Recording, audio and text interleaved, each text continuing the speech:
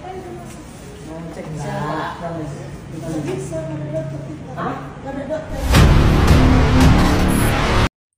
Assalamualaikum warahmatullahi wabarakatuh.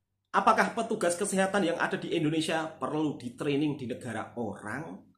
Dan di video kali ini ada sebuah kejadian yang sangat viral. Seorang petugas kesehatan yang ada di Indonesia menolak pasien yang sedang berobat dan menuai kecaman dari netizen. Ini sangat disayangkan ya. Petugas kesehatan yang harusnya memberikan pelayanan yang ramah tamah bagi para pasien dan tidak memandang fisik, penampilan, maupun kaya atau miskin. Tentunya jika ada orang memeriksakan kesehatannya harus dilayani, bukan ditolak. Dan tidak ada alasan untuk menolak pasien. Mereka datang itu ya karena sakit dan perlu pertolongan. Kira-kira seperti itu ya. Hal ini tidak bisa diremehkan ya. Karena di negara kita sering viral hal-hal seperti ini. Namun kali ini juga terjadi lagi. Harap-harap dengan adanya kejadian ini bisa menjadi pembelajaran untuk kedepannya supaya berbenah melayani masyarakat sepenuh hati. Ya memang ini tidak mewakili seluruh Indonesia ya, tapi ini merupakan salah satu hal yang tidak bisa dipandang remeh. Seperti apa videonya? Langsung kita simak bersama-sama. Mau cek enggak? Bisa.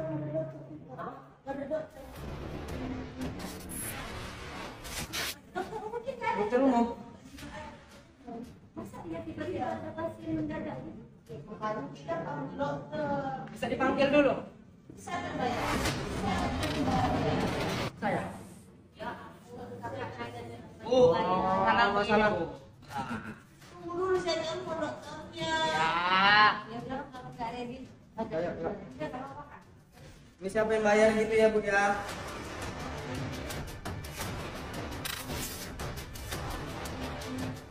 Kurang baik pelayanannya. Kurang bagus pelayanannya di rumah sakit Tri Ratu.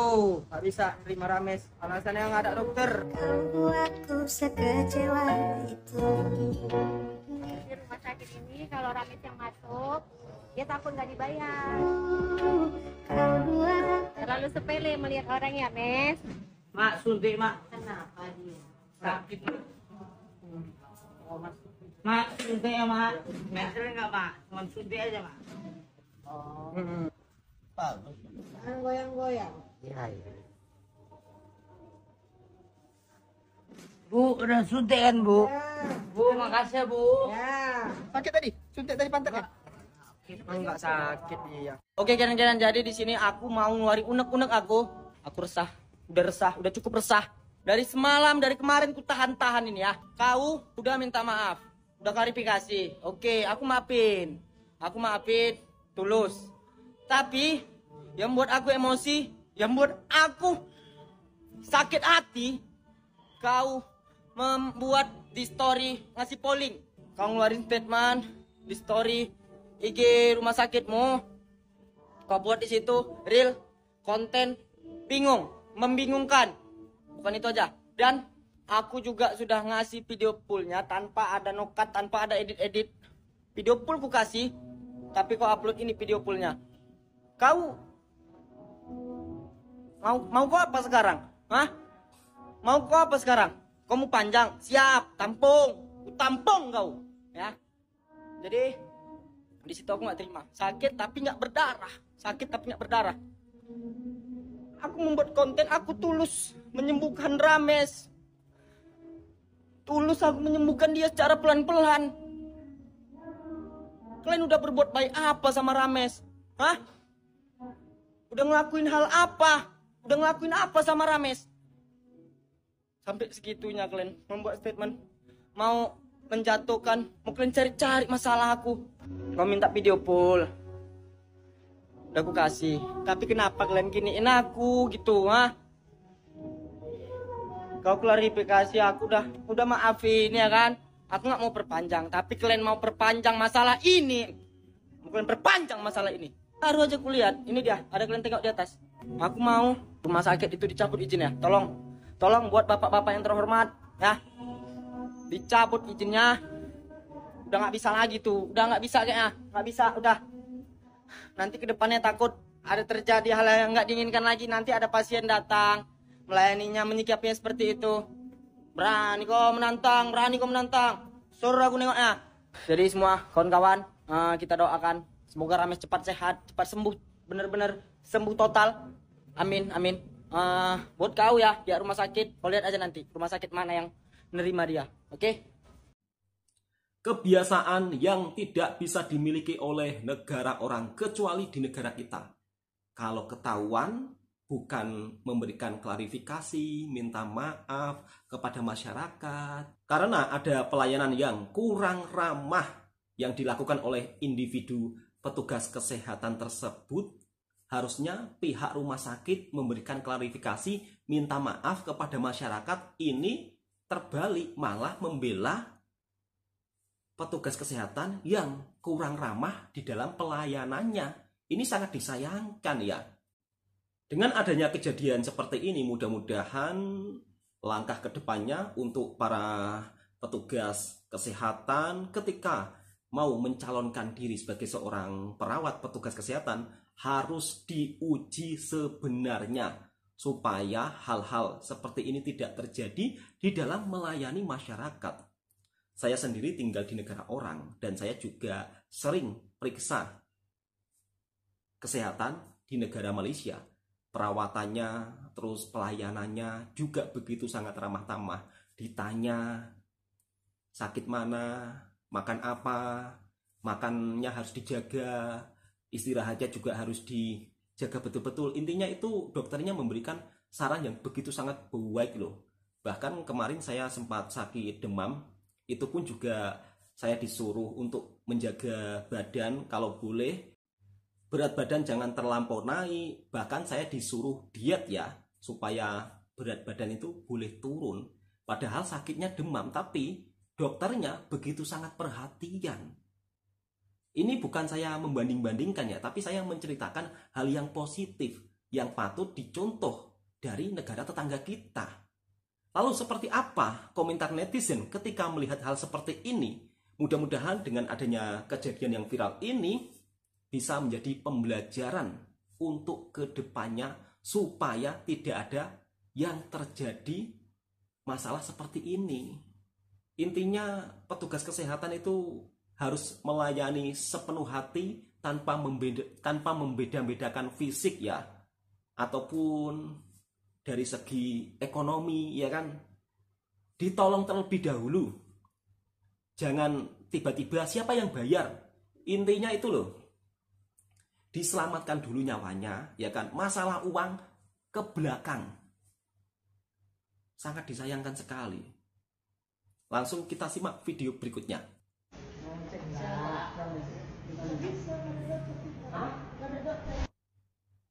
Gue gak expect lagi jawabannya kayak gitu. Sumpah tadi gue waktu nonton videonya, gue kayak waktu dia bilang kalau dokternya gak ada, gue masih yang kayak oke, mungkin positive thinking dokternya gak ada. Itu pun sebenarnya gak masuk akal ya, dokter gak ada di sebuah klinik atau rumah sakit. Dan gue lihat itu siang ya, bukan tengah malam gitu ya. Kalau misalnya jam 1 pagi, jam 2 pagi mungkin masih bisa lagi istirahat atau apa. Tapi pas ada keluar kalimat, ini yang bayar siapa? Siapa yang bayar? Oh, asli dari POV gue sebagai orang yang punya million bad experience sama rumah sakit, karena keluarga gue banyak yang sakit. Tapi sejelek-jeleknya nggak ada sih sampai yang kayak nanya, ini siapa yang bayar? Bahkan nggak ditangani, nggak dipegang, nggak dicek, nggak di iniin. Kan dia perawat ya. Maksudnya kan kalau misalkan nggak ada dokter kan dia bisa kayak, oh coba saya lihat dulu everything. Langsung ih gila banget sih. Oh my god, gue nggak tahu ada rumah sakit atau kayak gini exist. Gue nggak tahu sumpah apa yang mereka jalani, tapi ya jangan pas viral aja ya baru ketahuan jeleknya, baru klarifikasi everything. Jangan ada alasan nanti prosedur ya, karena nggak ada prosedur yang nanya bayarnya gimana depan semua orang. Biasanya tuh administrasi tuh privately ngomong ya Beb, nggak kayak gitu. Nih yang bayar siapa? Lo kayak nanya, kayak nagih utang, tau gak lo? Gue tadi udah gak mau berkomentar, tapi pas gue ngeliat ini gue yang kayak aduh. Oh my god. Oh my god. Hati-hati loh rumah sakitnya. Masalahnya lo masuk ke akun influencer atau kreator yang gede banget followersnya, jadi itu bisa shut down your company juga sih. Don't forget, it's a hospital, okay? Your purpose is to help someone. Padahal dibilang mau cek kesehatan, dipegang nggak ada, dicek nggak ada, langsung bilang nggak bisa, langsung bilang nggak bisa. Hah? Aduh, malu deh gue liat orang-orang di negeri ini.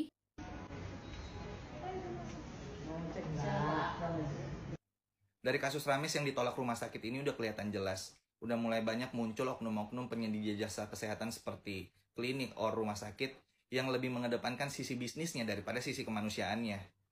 Pas mereka masuk ke dalam rumah sakit itu terus juga ditanya, ngapain kalian masuk sini? Ya ngapain lagi? Main roller coaster loh.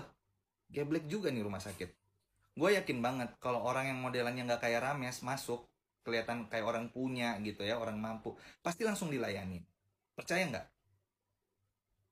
Lalu juga muncul kalimat-kalimat penolakan seperti dengan alasan dokternya nggak ada. Coba bayangin rumah sakit loh, dokter nggak ada itu gimana? Siapa yang ngerawat? Geblek juga. Terus pertanyaan yang paling epik yang dilontarkan sama perawat itu, siapa yang bayar? Itu aneh banget. Bukannya nanya sakit apa, keluhannya apa, malah nanya siapa yang bayar. Gue ngerti sih rumah sakit harus ada penjamin, cuman duluanin tindakannya dulu gitu loh. Perawatannya dulu, kemanusiaannya dulu, baru bisnisnya. Dan please untuk rumah sakit, jangan tebang pilih.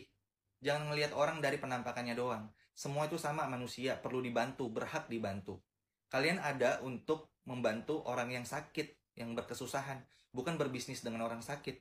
Makanya, orang yang sakit itu disebutnya pasien, bukan klien, ya nggak? Seperti itulah sahabat-sahabatku komentar daripada netizen dengan adanya kejadian video yang viral ini. Mudah-mudahan ke depannya lebih dijadikan pembelajaran supaya tidak terjadi hal seperti ini lagi. Dan tentunya hal ini tidak mewakili seluruh perawat yang ada di Indonesia ya. Tapi ini adalah individu yang dilakukan oleh seorang perawat yang ada di Indonesia ketika ada pasien yang mau berobat, justru ditanya yang bayar siapa. Dokternya nggak ada karena sang pasien tersebut dengan penampilan mungkin penampilannya terlihat orang miskin, penampilannya terlihat kurang menarik atau bagaimana. Saya pun juga tidak tahu apa yang di dalam pikiran perawat tersebut sehingga pasien tersebut ditolak. Ini sungguh sangat disayangkan.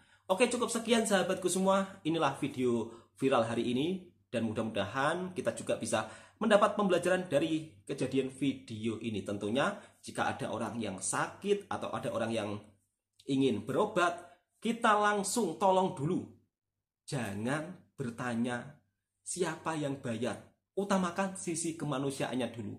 Baru setelah selesai urusan belakang. Saya juga bekerja di negara orang ya. Kemarin teman saya itu insiden, kemudian masuklah rumah sakit.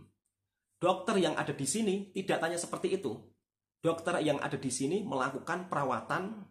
Setelah selesai semua, barulah kita yang mengantar dipanggil. Jadi nggak bertanya, oh ini siapa yang bayar? Ya kan, nggak ada seperti itu, ya kan. Dilakukan pertolongan dulu, baru setelah selesai, barulah ditanyakan siapa penanggung jawabnya. Kira-kira seperti itu. Oke, cukup sekian. Semoga video ini juga bisa memberikan informasi yang bermanfaat buat sahabatku semua. Assalamualaikum warahmatullahi wabarakatuh.